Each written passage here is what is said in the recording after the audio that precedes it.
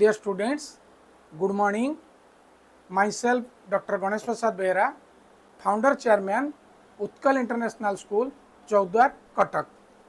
Dear students, today we will hear about to discuss about the chapter water resources, an interesting chapter from geography of class 10, and the chapter name is water resources. Dear students, you know water is a precious resource which is necessary for life. You know, dear students, you all know about that water is a precious resource which is necessary for life. Almost 3/4 of the earth's surface is covered with water. 3/4 of the area of our earth is covered by water. But fresh water which can be put to use is only a small proportion of it. Okay, out of 3/4, only small portion of the water we use for what? Fresh water. And if we go for percentage, it is near about 1%. Dear students, fresh water is mainly obtained from surface runoff ground water. Fresh water, surface runoff and groundwater with two sources. One is surface runoff and another one is groundwater. Dear students, this fresh water is continuously being renewed and recharged through hydrological cycle. It is a predicted that, dear students, is a very important point. It is predicted that by 2025, nearly 2 billion people will live in absolute water scarcity. There is scarcity of water. There will be about 2 billion people on the year 2025. Then, dear students, water scarcity and the need for water conservation and management. The main challenge of our modern world is water scarcity and the need for water conservation and management. Dear students, the shortage of water as compared to its demand is known as water scarcity. Dear students, a question will arise on your mind that what is meant by water scarcity. So, dear students, the shortage of water as compared to its demand is known as water scarcity. This is a situation in which there is not enough water to meet all demands, including that needs for ecosystem to function effectively. It is a main challenge to the function of the ecosystem and effectivity. Dear students, water scarcity occurs mainly due to the various seasonal and annual precipitation. So, dear students, a question will arise on your mind that what is causes of water scarcity. Dear students, we here discuss that the main causes of water scarcity are low rainfall and variation in seasonal and annual precipitations, rainfall precipitations in seasonal or annual, and this type of situation creates drought like conditions in the country. Okay, it is a very bad condition, water scarcity, drought conditions. Then the most of the cases water scarcity is caused by over exploration and excessive use and unequal access to water among different social groups. It is the main point. In most of the cases, water scarcity is caused by over exploration and excessive use and unequal access to water among different social groups. Then, dear students, and another main point causes the water scarcity is that to provide food to large population, agriculture is done on large scale. Okay, dear students, and agriculture requires much water for irrigation, especially in dry season agriculture. Dear students, you know agriculture needs water. So to provide food to a large population, agriculture is done in large scale, and agriculture requires much water, more water for irrigation, and especially in dry season we use more water for agriculture, so it causes the water scarcity. Then dear students, another main point of water scarcity is intensive industrialization in post independent. In after independent, industrialization became more, so India is responsible for water scarcity. Industries also need power to run them, so much of this power energy come from hydraulic power, and hydraulic power is, students, basically on the water resources. So intensive industrialization in post independent also cause of water scarcity. And another main point is, dear student, intensive urbanization. Dear students, intensive urbanization, now growing up urbanization is more and more as compared to rural areas, and most of rural areas also covered on urbanization. So intensive urbanization in the post independent India is also responsible for water scarcity.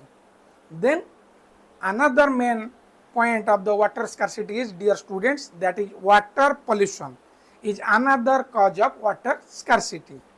There are many areas where ample water is available to meet the demand, but it is polluted. In more areas, dear students, in more areas water is available, but the available water is a polluted water that is not used for domestic purposes. Okay, so it is polluted due to, why the water is polluted?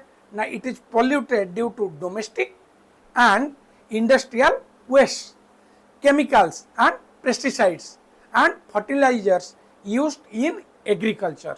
We used on our day-to-day life what? Chemicals, pesticides, industrial wastes and fertilizers which used in agriculture and factories, and their waste polluted the water.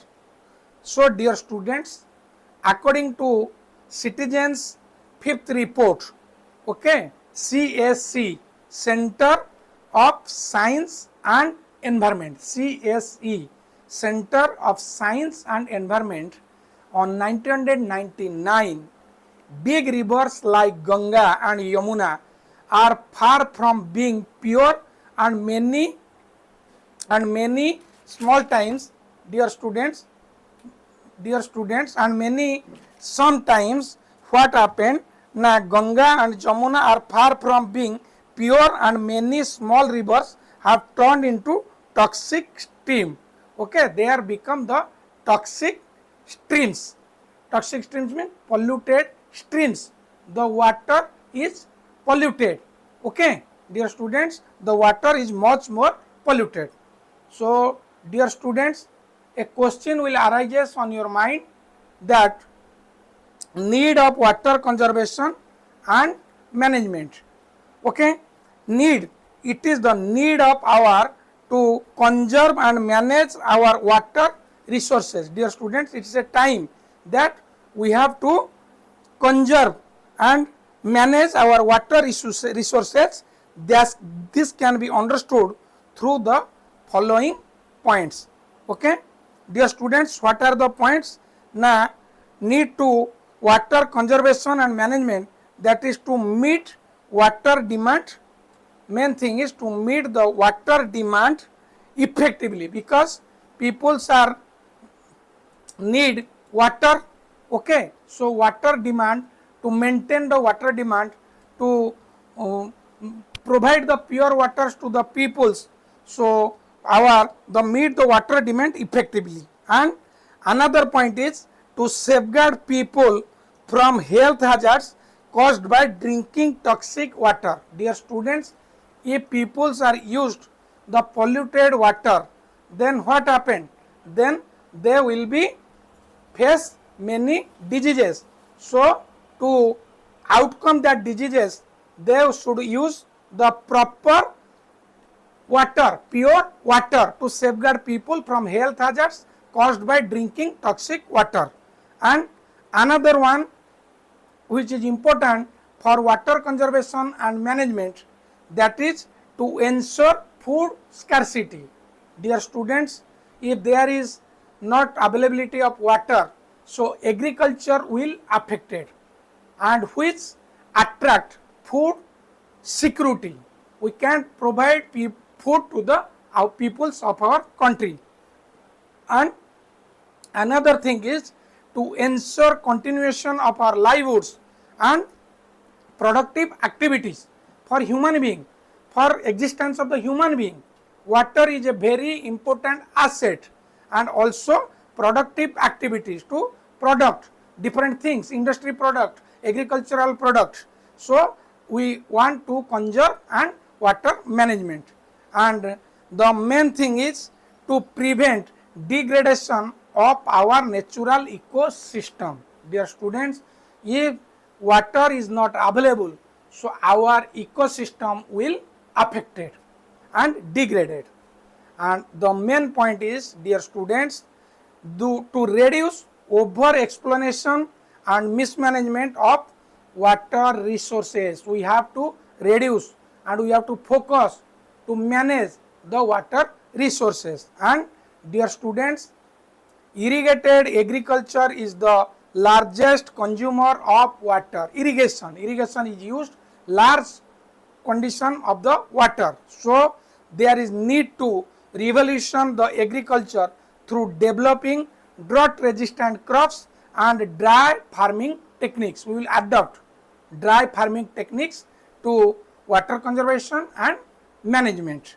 Then dear students, you know nowadays multi-purpose river projects and integrated water resource management. This is the part of this chapter, that multi-purpose river project. Nowadays in different rivers there are different projects are going on, and integrated water resource management. Dear students, as per our past records show that from ancient times hydraulic structures have been constructing. A hydraulic structure is a system to channelize the natural flow of water. Okay, the hydraulic system is a system to channelize the natural flow of water. So dear students, these hydraulic structures include dam built of stone or broken stone, reservoirs or lakes, embankments and canals for irrigation.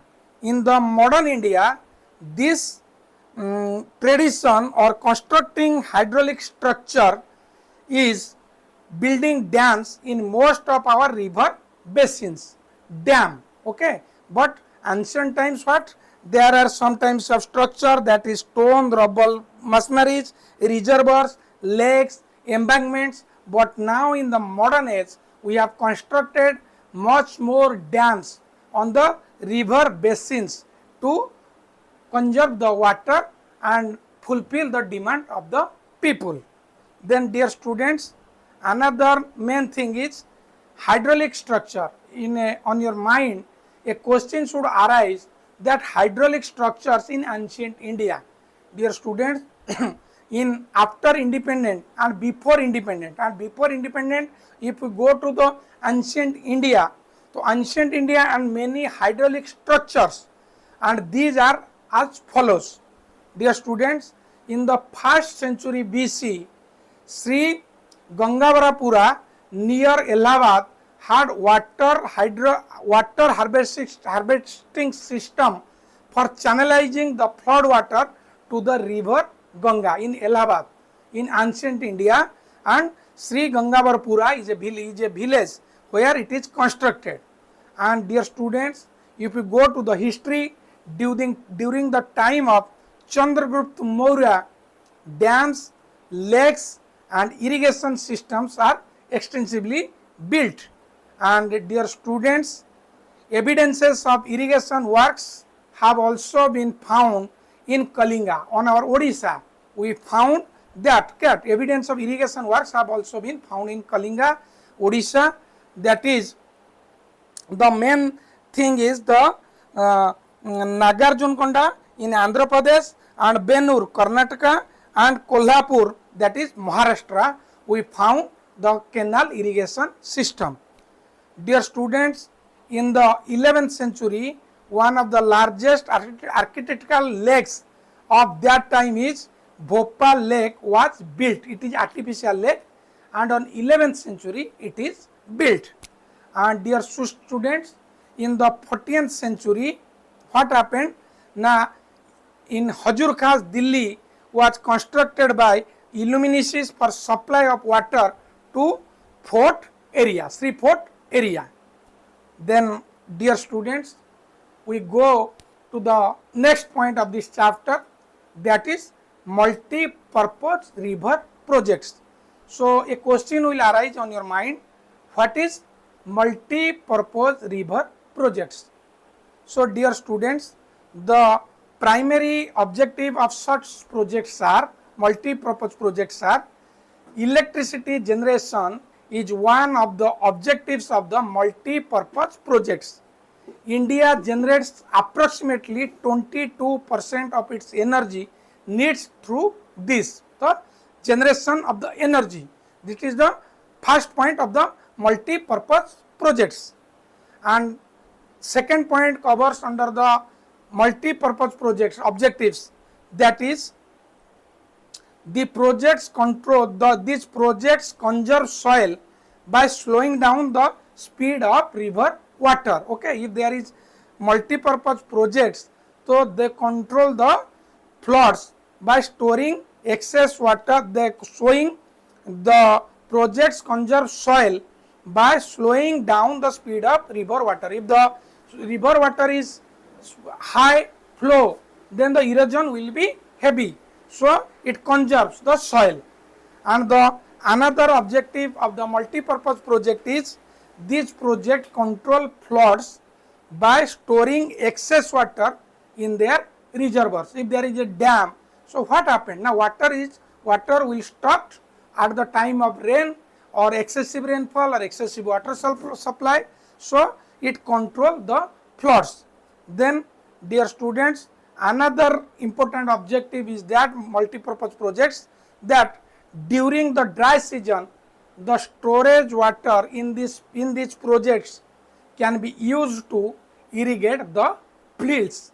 Okay, to irrigate for the irrigation in the dry seasons, it helps the agriculture, and which is the main objective of the multi-purpose projects.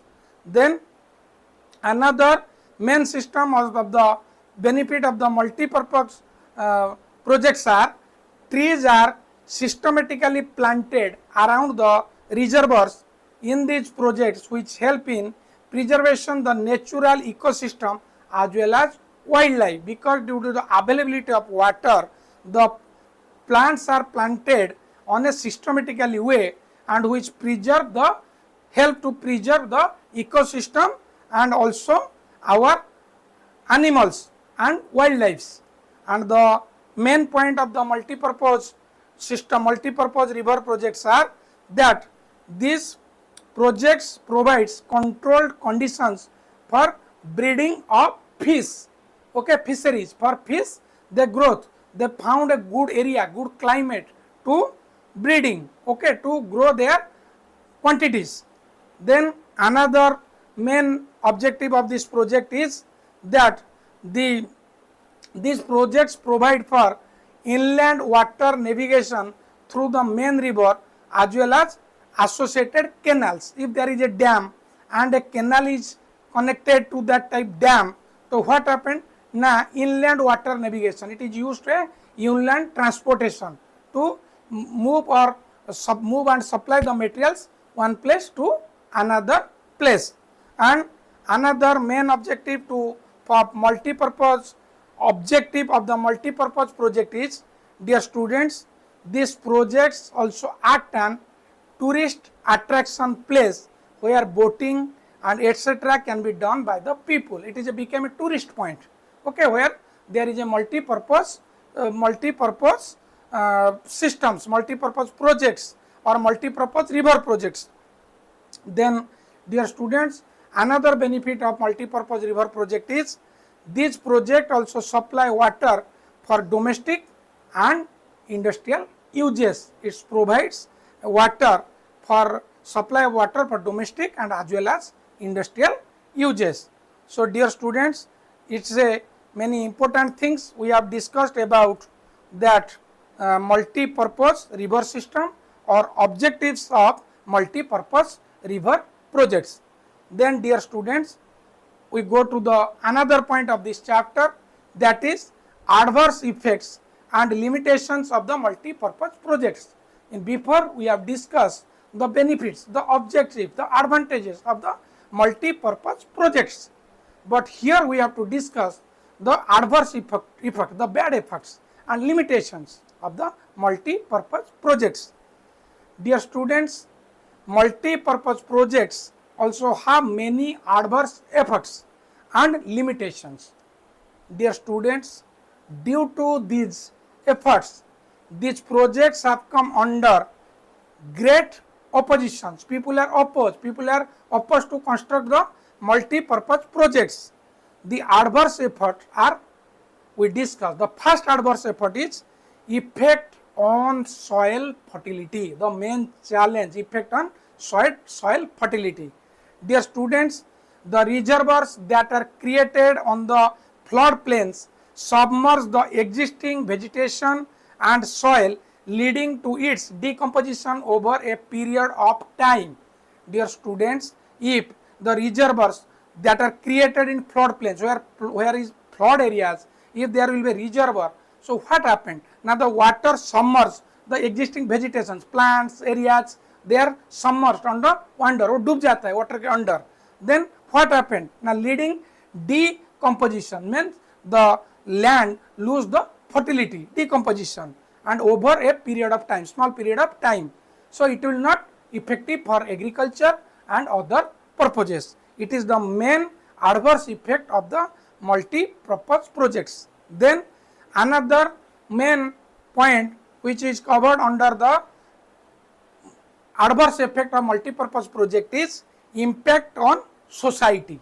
Dear students, you know large river projects cause large scale displacement of local communities along with destruction of their livelihood and cultures. If there is a construction of the dam, so near the peoples settled at the dam area, what happened? The displacement, they are changed their area one place to another due to submersion, due to overflow of the water. So what happened? They destroy, this condition efforts affect the livelihood and culture, because they movement one place to another place, they move, so they lose their culture and livelihood, Jivan Shaili.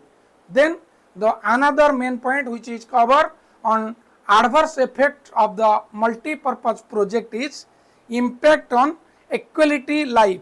Dear students, dams break up rivers, making it difficult of equality fauna like fishers to migrate specially for release or deposit eggs.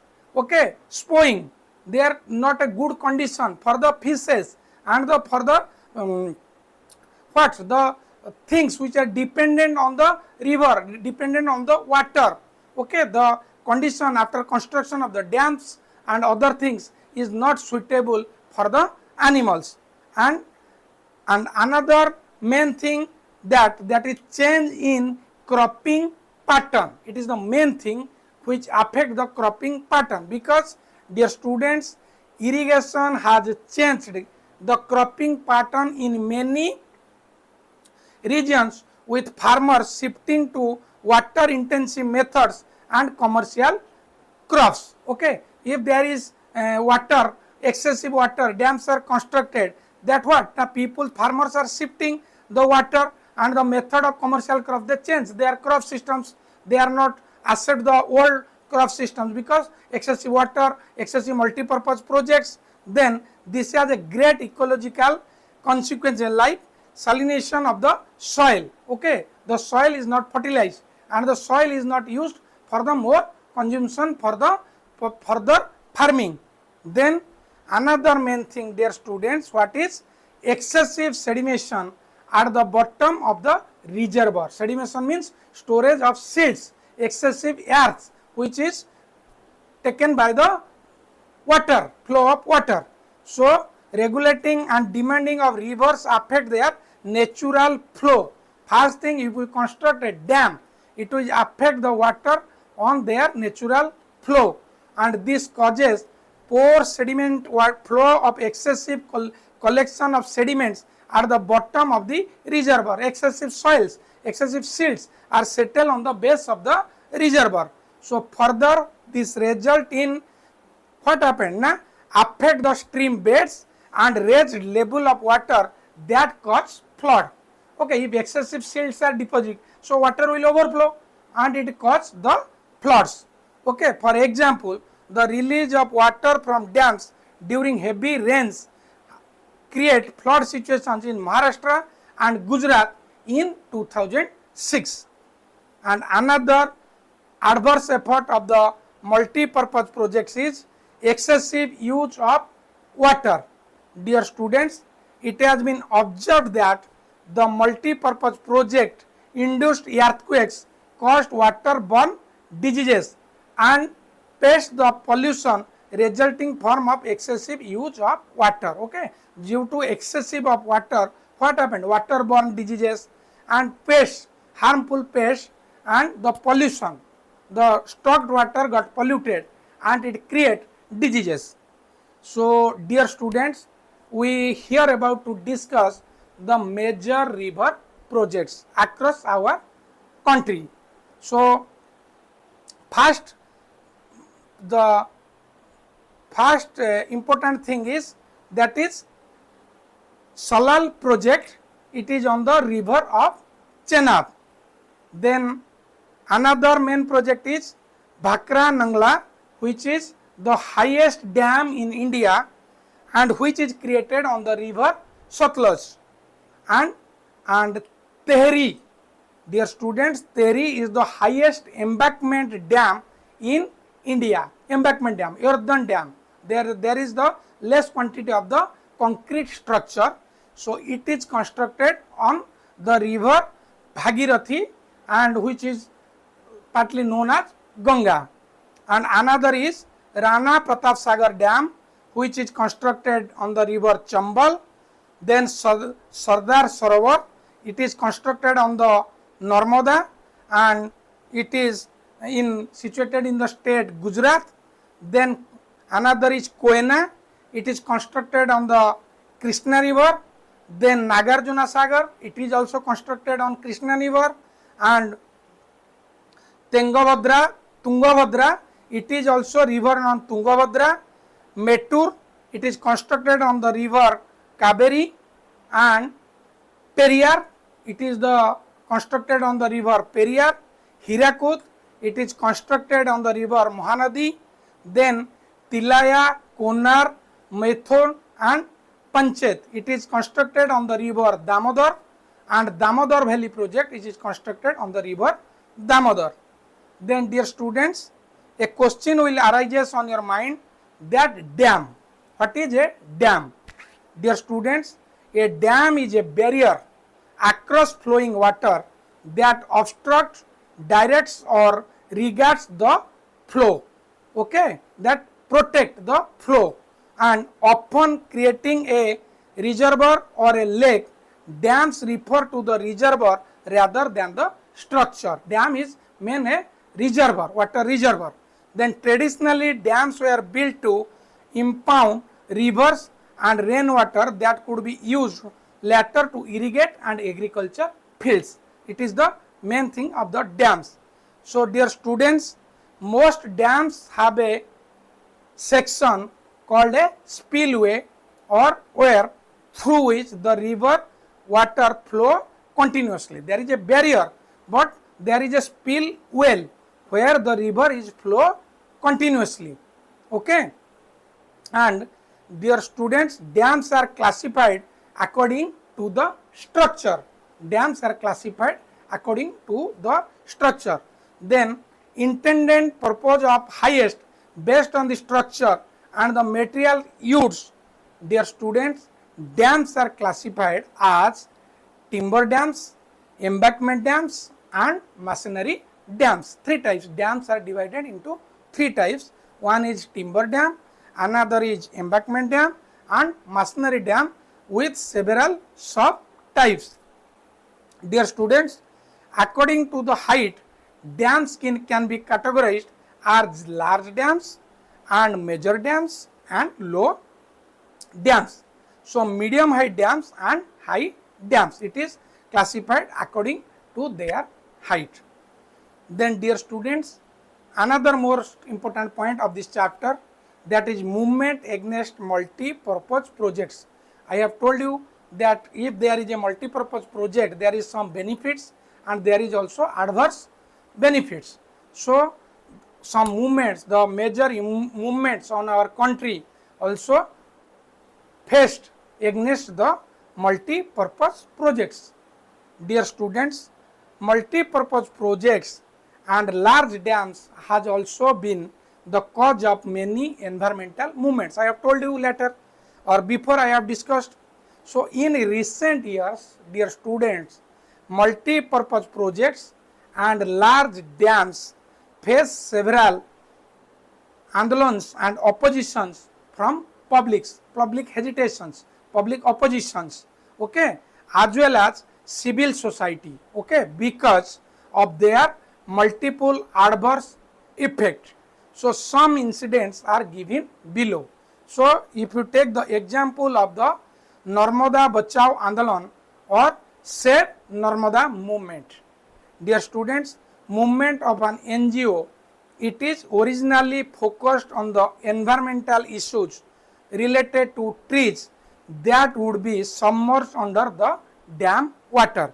So the NGO came forward with many environmentalists and tribal people, farmers and social activities demanding poor rehabilitation and ecological protection, which is done at the Narmada Bachao Andolan in Gujarat. Dear student, because why? Because this Andolan is conducted due to Sardar Sarovar Dam. This dam has been built over the Narmada in Narmada river in Gujarat. So dear students, this is the largest water resource project of India conserving 4 states. Okay, this project is conserving, or this project covers in the 4 states. One is Maharashtra, another one is Madhya Pradesh, Gujarat and Rajasthan. So the Sardar Sarovar project would meet the requirement of water in desert areas of Gujarat and Rajasthan. The main aim or objective of the Sardar Sarovar Dam is to cover or develop the desert areas of Rajasthan and Gujarat. But due to, dear students, a massive problem creates, a adverse situation arises because massive displacement in Tehri Dam project on Bhagirathi also caused many social movements like Tehri Dam Andolan. Before that we have discussed the Sardar Sarovar Dam, and which will affected the most peoples, and the Andolan is Narmada Bachao Andolan or Save Narmada movement.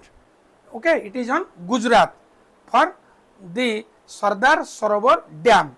Same as a massive displacement or movement of the peoples in Tehri Dam projects on Bhagirathi, which caused many social movements like Tehri Dam Andolan. Then another is Rihand Valley project over Son river of Uttar Pradesh create massive displacement, due to which this is facing public agitations.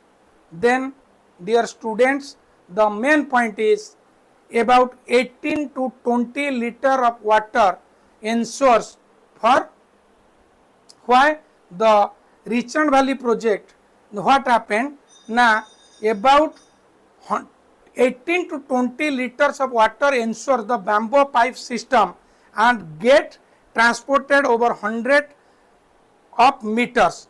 This system reduced 20 to 80 drops per minute at site of the plant. It is the main issue. Dear students, the main issue is that the main problem arises on this project, on that Rand Valley project. And dear students, the another main project problem is farmers were agitated a rate when more water of Sabarmati basin Gujarat was supplied to urban areas over drought areas. Okay, another drawback or another hesitation occurred by the peoples of Gujarat because the massive water is taken to the urban areas, not used for the area where the dam is constructed.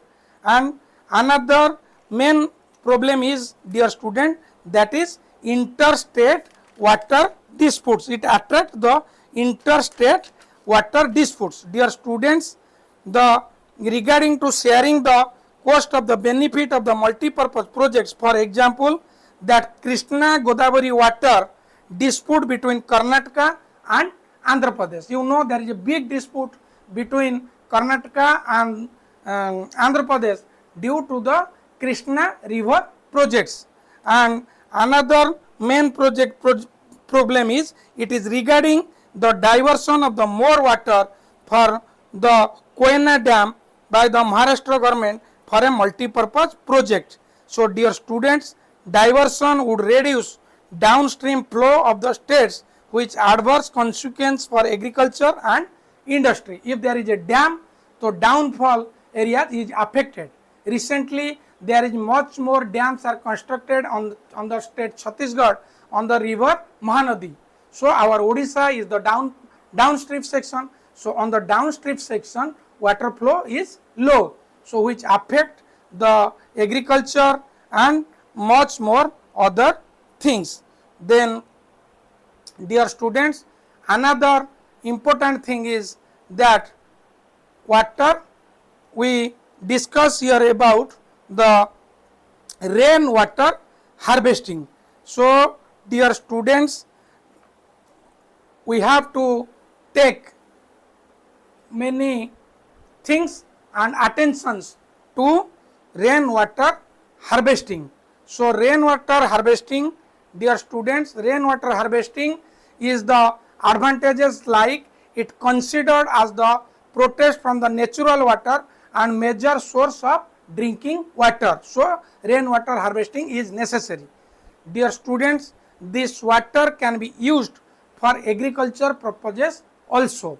And dear students, the water stored under the ground in tanks helps in cooling basement rooms in the hot summer. These are the main advantages for water harvesting, rainwater harvesting. So dear students, another things that it helps meeting of our growing water needs in many parts of rural and urban areas. Okay, dear students, and another main thing is that the rainwater harvesting systems. We discuss here about the advantages of rainwater harvesting and how we can harvest the rainwater. So main points on the rainwater harvesting is khadins and joas. Dear students, in arid and semi-arid regions, the agriculture field were covered into rainfed storage structures. So these allowed the rainwater to stand and moisten the soil. For example, khadians of Jaisalmer and Jodas in other part of Rajasthan. Okay, they stock the water. This is the main method of the water conservation, water harvesting. Then rainwater harvesting. Then dear students, another things covered, that is rooftop rainwater harvesting. Rooftop rainwater harvesting. So dear students, it was mainly practiced in the area of Rajasthan, particularly in Bikaner and Pholodi, Barmer, and across the towns and villages of that desert. It is main adapted on the desert areas, that rooftop rainwater harvesting. Dear students, on this method, what happened? Now tanks were part of the rooftop rainwater harvesting system. The tank is a circular hole in the ground and which could be as large as a big room. On a ground they became a tank and it is looks like a big room, and tanks were constructed in the sloping roofs of the house through a pipe, and the rain falling on the rooftops would travel down the pipe and was stored in these underground tanks. Okay, where the rainwater comes from roofs through pipe, this water goes to that tank. And the western Rajasthan, the practice of the rooftop rainwater harvesting is on decline. It because the plenty of water is available to the Indira Gandhi canal, but now the Indira Gandhi canal is covered the most part of the Rajasthan desert area. Then dear students, another thing is bamboo drip irrigation system. So dear students, in this system the practice of 200 years of Meghalaya, it is basically adopted in the state of Meghalaya. In this system, water from streams and springs in the hills get transferred to agricultural fields by using bamboo pipes, because we know our North India is covered, Northeast is covered by full of bamboo trees. So in Meghalaya these bamboos are used to transfer the waters from a long distance of the storage water or natural sources, but there is a demerit. So what is a demerit? Now about 18 to 20 liter of water enters in the bamboo pipe, but in a minute we lose 20 to 80 drops of water. It is a wastage method.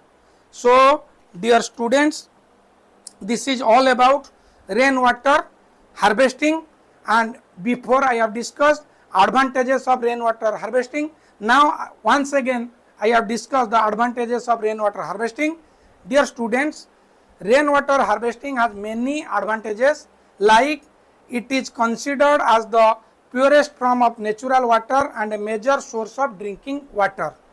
And another thing is this water can be used for agriculture purpose also. And third point is the water stored on the ground in the tanks helps the cooling basement rooms in the hot summer. These are the point why the advantages of the water harvesting. And another main is it helps the meeting our growing water demands. So dear students, in many parts of the rural and urban India, rainwater harvesting successfully adopted to store and conserve water. So if we go for example, Jendauri, a remote backward village in Mysore, Karnataka, receives an annual precipitation of 100 mm of rainfall.